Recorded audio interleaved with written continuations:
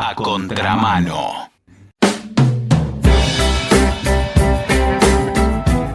Hace poco hubo un cónclave, parece que extraordinario en el país, un encuentro del JP Morgan, JP Morgan, uno de los bancos más grandes del mundo. No sé si es un gran privilegio o una gran maldición, pero bueno, alquilaron el Colón, debe haber sido un poquito caro, y nada, hicieron un encuentro. Parece que hay relaciones carnales importantes. No quieras saber cuál es tu rol entre el JP Morgan y la Argentina. Nosotros queremos correrle el velo a toda esa participación y por eso vamos a hablar con un gran amigo de la casa, es hijo de un prócer no reconocido, Alejandro Olmos. Él es historiador especializado en la deuda externa, se llama Alejandro Olmos Gaona, te habló un montón de veces y nos va a contar un poco la historia entre el Banco y la Argentina y bueno, todo lo que nos quiera enseñar sobre lo que sabe que es mucho. ¿Cómo te va, Alejandro? Simón te saluda. ¿Qué tal, Simón? ¿Cómo estás? Muy bien, muchas gracias por atendernos. Es un gran placer hablar contigo como siempre. A ver, ¿cómo ha sido, cómo nos ha ido cuando han participado tanto con la Argentina? Como siempre digo, y cito reiteradamente una frase de un filósofo español, George Santayana, hablando de que los pueblos que olvidan su historia o que no la recuerdan están condenados a repetirla.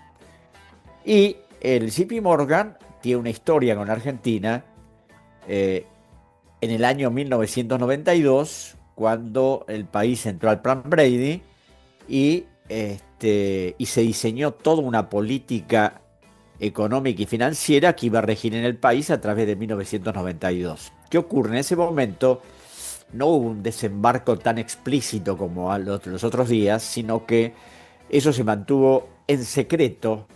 Y fue así que Domingo Cavallo firmó un contrato con Morgan y el Citi para que ellos preparaban toda esa operatoria financiera para ingresar al Brady, para el cambio de bonos por nuevos bonos que iba a emitir la Argentina, para que los bancos norteamericanos fundamentalmente y algunos japoneses y británicos se desembarazaran de títulos que valían el 17% de su valor y se le entregaron bonos nuevos que ellos colocaron en un montón de lugares, pero ya no ellos como acreedores. Si querés, Alejandro, a quien nos escucha, contale qué significa eso de haber cambiado a valor nominal cuando en verdad cotizaban al 17% del valor. Un bono que valía $100 se podía comprar en el mercado internacional a $17. Esto permitió que, como después hubo un decreto del presidente Menem, por el cual a cada titular de bono se le reconocía valor de 100 con prescindencia del valor de lo que hubiera comprado.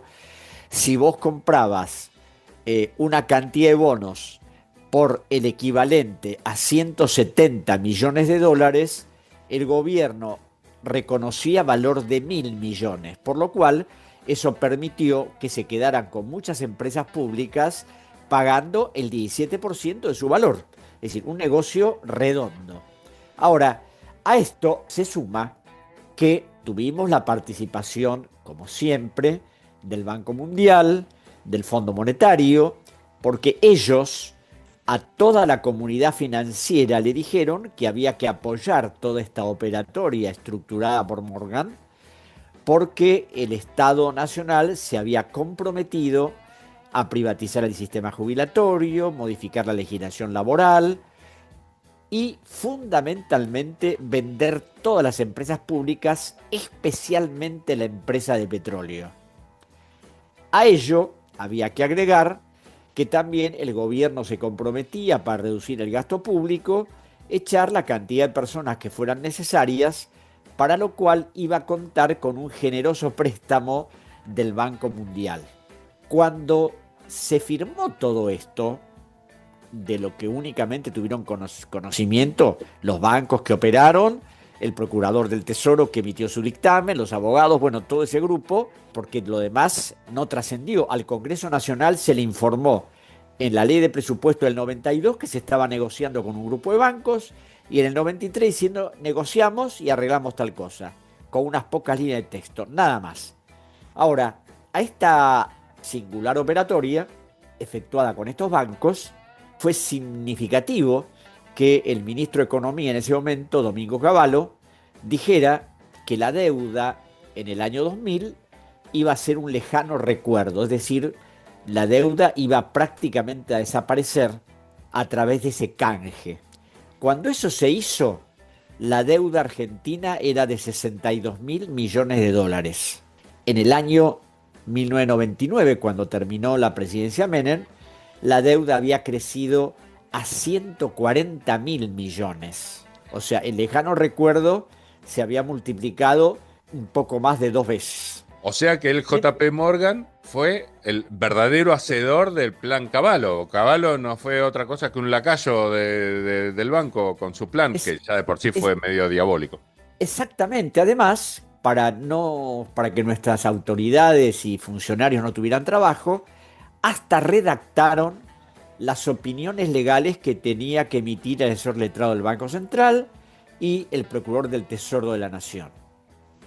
Los abogados que instrumentaron lo de Morgan, hay dudas sobre si fue Milbank, Tweed, Hadley McLeod o Sullivan and Cranwell, que fue otro de los estudios que trabajó para Morgan siempre. Un estudio que tiene antecedentes bastante complicados por haber intervenido oportunamente en un golpe de Estado en Guatemala en el 54 que lo liquidó a Jacobo Arbenz, haber intervenido también en operaciones también bastante espurias durante el nazismo. Pero bueno, en la cuestión de los negocios, vos sabés que las cuestiones ideológicas las dejan de lado porque lo que importa son los beneficios. Ahora, Morgan, de alguna manera, cambió su composición accionaria del 92 a hoy, porque primero se fusionó con el Chase Manhattan Bank de los Rockefeller y después empezaron a intervenir otros actores en la composición accionaria. Hoy, aparte de Morgan Stanley, que por supuesto es uno de los principales accionistas, también está Vanguard, está BlackRock, está Street Corporation, está el Bank of America, está el Norges Bank. O sea, hay todo un conjunto de instituciones financieras que integran esta benemérita institución. Y muchos de ellos, como Fidelity o como BlackRock, son fondos de inversión con los cuales la Argentina negoció en el año 2020, cuando era ministro de Economía Martín Guzmán, el reperfilamiento, reestructuración de la deuda pública. Y ahora seguramente van a seguir interviniendo porque acabo de leer declaraciones de que van a venir inversiones por 100.000 millones de dólares, cosa que dudo totalmente. Pero vamos a seguir indudablemente endeudados porque lo que les interesa a estos grupos no es que un país se desarrolle, sino que siga endeudándose, siga financiando sus deudas, porque de esa manera se capitalizan intereses y así seguiremos, vas a ver hasta cuándo, si esto sigue así, porque todas estas cositas que se tiran, de que se va a desarrollar la economía argentina, es decir, todo eso es fuego de artificio, es pura escenografía, ¿no? Acá lo que se quiere es que determinadas empresas controlen la economía del país, porque en este momento hay recursos naturales muy importantes, como las tierras raras, hay las mayores reservas de litio del mundo junto con Bolivia y Chile. Además tenemos Vaca Muerta, que es la cuarta reserva mundial de petróleo no convencional y la segunda reserva mundial de gas. Entonces toda esta gente opera en conjunto para todas estas cosas. No son nada más que banqueros, sino que han diseminado sus inversiones y eso es lo que los lleva a seguir operando como lo están haciendo. Por eso ya sin secreto desembarcaron públicamente en esto que vos comentabas de la fiesta en el Colón y todo lo que sabemos, ¿no? Sí, de hecho hay muchísimos altos funcionarios del gobierno que son ex JP Morgan, ¿verdad? Claro, esto es otra particularidad que no se dio en la década del 90.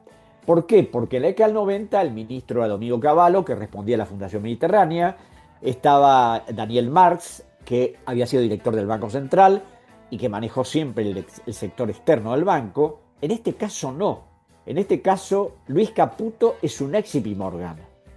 El presidente del Banco Central, Santiago Bausili, es un ex JP Morgan. El viceministro de Economía, Daza, es un ex JP Morgan. Y Pablo Quirno, el actual ministro de Relaciones Exteriores, que integraba el equipo económico, también es ex JP Morgan. Es decir, acá hay todos los que manejan la cartera económica y el canciller que indudablemente hará algún tipo de operaciones con otros países respecto a la inversión extranjera, son todos personas que han trabajado para Morgan. O sea, son viejos conocidos de Morgan. No me voy a hacer el canchero, sí te voy a usar para testear, porque me llegó una foto en la que decía que Vladimir Warning, que es vicepresidente del Banco Central también, Damián Reidel, que es presidente de Núcleo Eléctrico También. Argentina también, Alejandro Leu, secretario de Finanzas también. ¿Estamos bien con el dato? Perfectamente. Terrible. A los botes, Alejandro, a los botes. Yo te digo, uno puede no hablar de visiones conspirativas o decir, bueno, no, un funcionario, pero cuando tenés todo un equipo completo de Morgan y han venido como vinieron, y después como sabemos que el presidente Milei le interesa destruir el Estado Nacional y entregar todo al sector privado, indudablemente estamos en un problema grave, mucho más que el otro. Ayer salió una resolución, o anteayer, de del Ministerio de Economía para privatizar Nucleoeléctrica. Ahora, Nucleoeléctrica, que reúne a las centrales nucleares, ha dado siempre ganancia. Mi pregunta es, si vos privatizás algo que es un agujero para la economía argentina porque da pérdida, y es una cosa, puede estar justificado, aun cuando a veces por una cuestión estratégica es preferible que siga en manos del Estado y no se venda. Pero todas estas centrales han dado, porque he visto los informes, enorme cantidad de dinero al Estado Nacional. Entonces, ¿cuál es el sentido de privatizar una parte? Porque dice que van a vender el 44% de las acciones. ¿Cuál es el sentido de que algo que dé ganancia, dárselo a los privados? O sea, compartir la ganancia con los privados. ¿Por qué si las podemos tener todas acá en la Argentina? Te sumo algo, bueno, vos sos muy informado, así que es difícil sorprenderte. Son áreas en las que yo por lo menos nunca te escuché hablar. Nosotros a uno de los tantos personajes que luchan solos como vos, que están muy en el tema de la Marina, bueno, con él hemos charlado sobre el intento de destrucción de la Marina Mercante, que anda perfectamente bien, y Sturzenegger está absolutamente obsesionado con entregarlas. Más, ha querido entregar el uso exclusivo de las millas marinas argentinas. Es decir, no hay intención de beneficiarnos en este caso. No, hay intención de que ellos sigan haciendo sus negocios a perpetuidad. Y como en este momento tenemos un gobierno que tiene el claro propósito de hacerlo, que ha ganado las elecciones, que va a tener mayores diputados, que está cooptando prácticamente a todo el PRO en su conjunto, que va a tener votos de los radicales, seguramente va a conseguir que se aprueben una enorme cantidad de leyes para que esto siga adelante. Es decir, y acá el único perjudicado va a ser el pueblo argentino, como siempre. Porque si vos ves la ley de presupuesto, uno de los principales rubros es pagar intereses de la deuda. Hay 14 billones de pesos destinados para el pago de intereses y hay 12 veces menos para salud, 12 veces menos para educación. Y cuando uno ve las estadísticas, se han perdido casi 270.000 puestos de trabajo entre lo público y lo privado. Alejandro, por favor, repetime las cifras. Vos dijiste 14 billones con B larga, millones de millones. Claro, hay 960.000 millones para salud, 860.000 millones para educación y cultura, 11.000 millones para vivienda, y mirá que acá se necesitan vivienda, 1 billón para ciencia y tecnología, y 14 billones para pago de intereses de la deuda. Clarísimo. Entonces, como te darás cuenta, acá hay todo un proyecto político económico que no tiene que ver con el interés nacional, tiene que ver con el interés de los que se dedican a la especulación financiera y a los negocios que orbitan en torno a todo eso. Sí, totalmente. Es más, ya que sabés tanto sobre deuda externa, hay un tema que nunca entendí. Estamos tan confundidos que, viste, en la última movida, no la última con la intervención increíble de Estados Unidos en el mercado argentino de manera directa, que no tiene precedentes, tengo entendido. Antes de eso, en realidad, el Banco Central iba comprando, vendiendo dólares, pero eran dólares que se habían contraído en deuda, simplemente para mantener el precio del dólar, o sea, nada más efímero. O sea, cuando terminaba esa movida, más allá de que se haya logrado o no mantener en la banda el precio del dólar, nosotros estábamos peor porque habíamos usado dinero prestado. Y sin embargo, nadie hizo demasiado énfasis en eso. Es increíble. Lo que pasa que, Simón, pareciera que toda esta gente es intocable, ¿no? Porque vos fijate que esa supuesta generosa ayuda de Scott Bessent, que, como dijo Paul Krugman, la hizo para beneficiar a sus amigos, uno de ellos Robert Citrone, amigo del secretario del Tesoro, pero además eso le significó una ganancia enorme al Tesoro de los Estados Unidos, lo dijo el propio presidente Trump, y acaba de salir un informe donde han ganado una enorme cantidad de plata con este operatorio que se mandaron. O sea, primero compraron pesos y ahora los vendieron y bueno, y han dejado un margen favorable para el Tesoro norteamericano. Porque como dice Ismael Bermúdez, que es un buen economista, indudablemente Estados Unidos no es filántropo y si te ayuda en algún momento es para sacarte después. Absolutamente, sí. Si hay algo que tienen claro es que es su propio beneficio es lo importante, está claro. Es como que se estuviera transnacionalizando una enorme cantidad de cosas que tendrían que estar en poder de los argentinos. El sistema financiero se está apoderando de todo.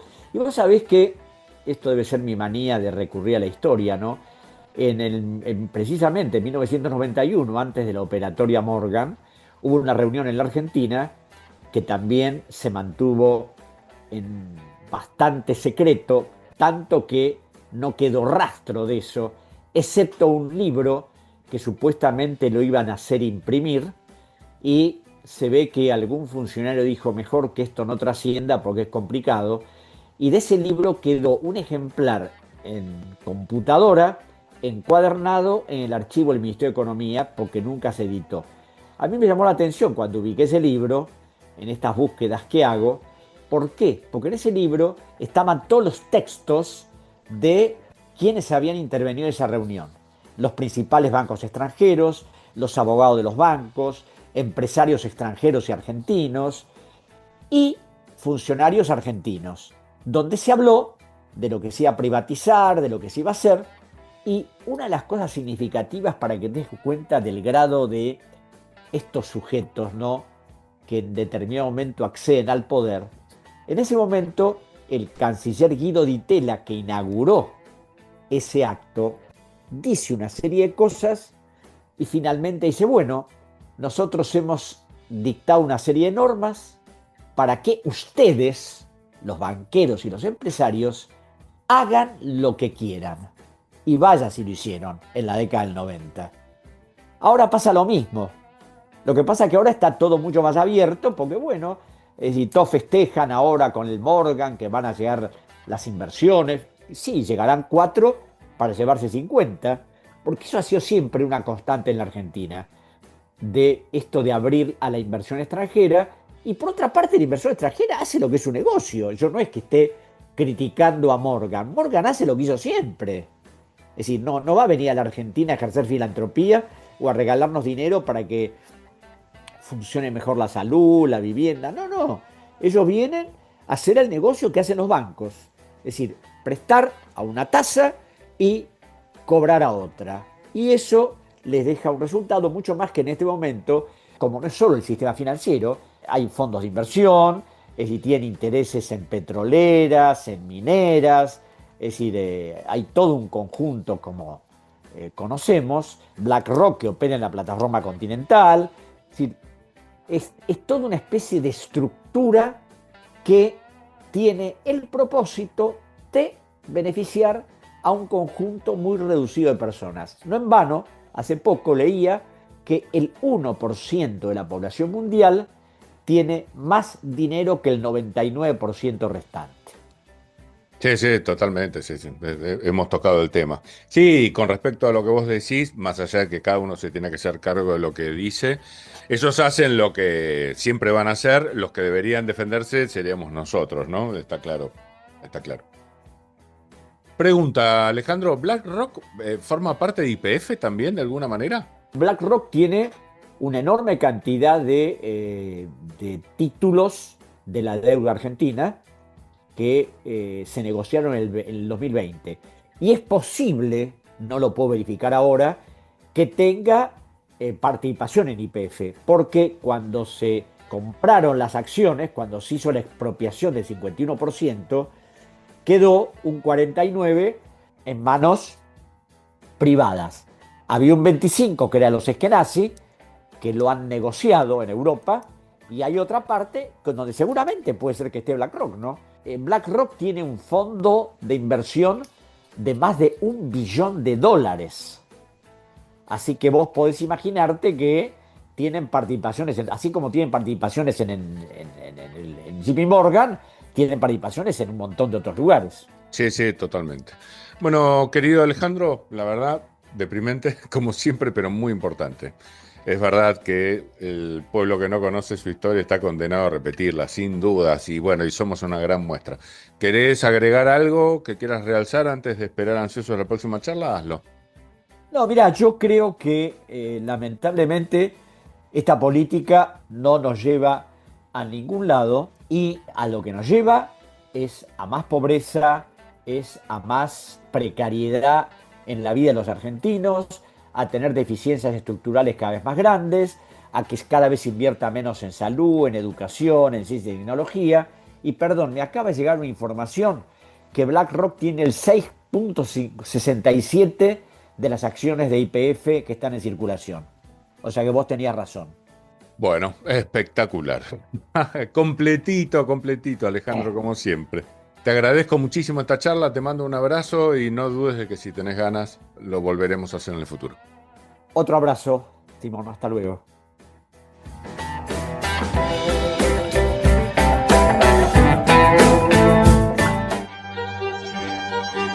Si no pensás, alguien lo va a hacer por vos. A contramano. Información y reflexión. ¡Espectacular!